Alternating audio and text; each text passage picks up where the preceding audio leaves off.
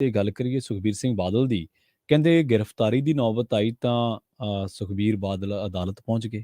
ਹਾਂਜੀ, ਦੇਖੋ ਇਹੀ ਹੈ ਕਿ ਜਦੋਂ ਬਣਦੀ ਹੈ ਫਿਰ ਤੁਹਾਨੂੰ ਪਤਾ ਹੀ ਹੈ ਕਿ ਬਣੀ ਨਵੇੜਨੀ ਪੈਂਦੀ ਆ। ਸੁਖਬੀਰ ਸਿੰਘ ਬਾਦਲ ਤੇ ਗ੍ਰਿਫਤਾਰੀ ਦੀ ਤਲਵਾਰ ਲਟਕ ਰਹੀ ਸੀਗੀ। ਜੀ, ਲੱਗਦਾ ਇਉਂ ਸੀਗਾ ਕਿ ਜੇ ਅੱਜ ਵੀ ਥੋੜੀ ਜਿਹੀ ਕੁਤਾਹੀ ਕਰ ਦਿੱਤੀ ਤੇ ਫੇਰ ਬਈ ਬਹੁਤ ਔਖਾ ਹੋ ਜਾਏਗਾ। ਜੀ। ਪਰ ਉਹ ਕਹਿੰਦੇ ਹੁੰਦੇ ਆ ਨਾ ਕਿ ਪਾਲੇ ਨਾਲ ਹੀ ਗੋਡੇ ਢਿੱਡ ਨੂੰ ਆਉਂਦੇ ਆ।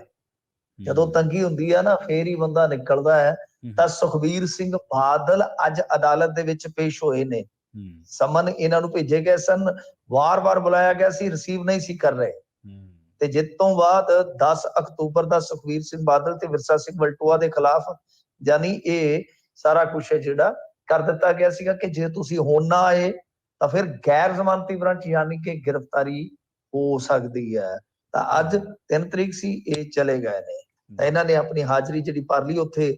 ਲੱਗਦਾ ਇਹ ਹੈ ਕਿ ਬੇਲ ਬੌਂਡ ਵੀ ਇਹਨਾਂ ਨੇ ਭਰ ਦਿੱਤਾ ਹੋਏਗਾ।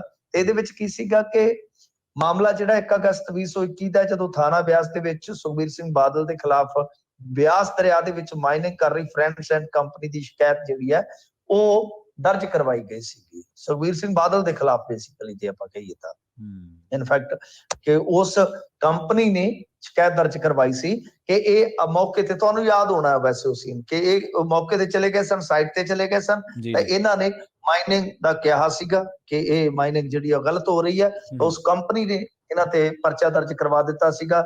ਧਾਰਾ ਸੀਗੀ 269, 70, ਜੀ, ਜੀ, 188, 341, 506 IPC। ਹੂੰ, ਤਾਂ ਇਸ ਤੋਂ ਇਲਾਵਾ ਉਸ ਟਾਈਮ ਤੁਹਾਨੂੰ ਪਤਾ ਹੀ ਆ ਉਹ ਵੀ ਚੱਲਦਾ ਸੀਗਾ, ਉਹ ਪੈਡੀਮਿਕ ਡਿਜ਼ੀਜ਼ ਐਕਟ 1897 ਉਹ ਵੀ ਲੱਗ ਗਿਆ ਸੀਗਾ। ਤਾਂ ਇਹ ਮਾਮਲਾ ਜਿਹੜਾ ਉਹ ਕਾਫੀ ਪੁਰਾਣਾ ਹੈ, ਸਾਲ ਹੂੰ, ਸਵਾ ਸਾਲ ਪੁਰਾਣਾ ਹੈ ਜੀ, ਹਿਸਾਬ ਲਾ ਲਓ। ਤਾਂ ਜਦ ਇਹ ਵਾਰ-ਵਾਰ ਸੱਦੇ ਤੋਂ ਵੀ ਨਹੀਂ ਸੀ ਆ ਰਹੇ ਹੂੰ, ਤਾਂ ਹੁਣ ਅਖੀਰ ਦੇ ਵਿੱਚ ਫਿਰ ਇਹਨਾਂ ਨੂੰ ਗੈਰ ਜ਼ਮਾਨਤੀ ਵਾਰੰਟ ਦਾ ਜਦੋਂ ਡਰ ਪਿਆ ਤੇ ਹੁਣ ਇਹ ਭੱਜ ਆਏ ਨੇ ਭਾਈ। ਹੂੰ, ਆ ਗਏ ਆ ਤਾਂ ਬੇਲ ਬੌਂਡ ਭਰ ਲਿਆ, ਸਾਰਾ ਕੁਝ ਹੋ ਗਿਆ।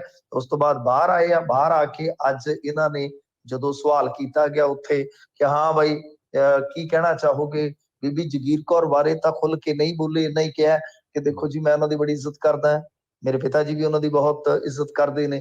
ਤਾਂ ਇੰਨਾ ਹੀ ਕਿਹਾ ਇਸ ਖੱਖੜ ਖਈਏ ਤੇ ਜਿਹੜਾ ਕਿ ਬਹੁਤ ਜ਼ਿਆਦਾ ਪਿਆ ਪਿਆ। ਪਰ ਸਭ ਤੋਂ ਵੱਡੀ ਗੱਲ ਹੈ ਕਿ ਸੁਖਬੀਰ ਸਿੰਘ ਬਾਦਲ ਨੇ ਬੇਲ ਬੌਂਡ ਜਿਹੜਾ ਭਰ ਦਿੱਤਾ ਹੋਏਗਾ, ਜ਼ਮਾਨਤ ਕਰਵਾ ਲਈ ਹੋਏਗੀ। ਪਰ ਇਸੇ ਦਰਮਿਆਨ ਅੱਜ ਇੱਕ ਹੋਰ ਚੀਜ਼ ਨਿਕਲੀ ਹੈ ਕਿ ਆਮ ਆਦਮੀ ਪਾਰਟੀ ਦੇ ਇੱਕ ਵਿਧਾਇਕ ਨੂੰ ਵੀ ਭਗੌੜਾ ਐਲਾਨ ਦਿੱਤਾ ਹੈ।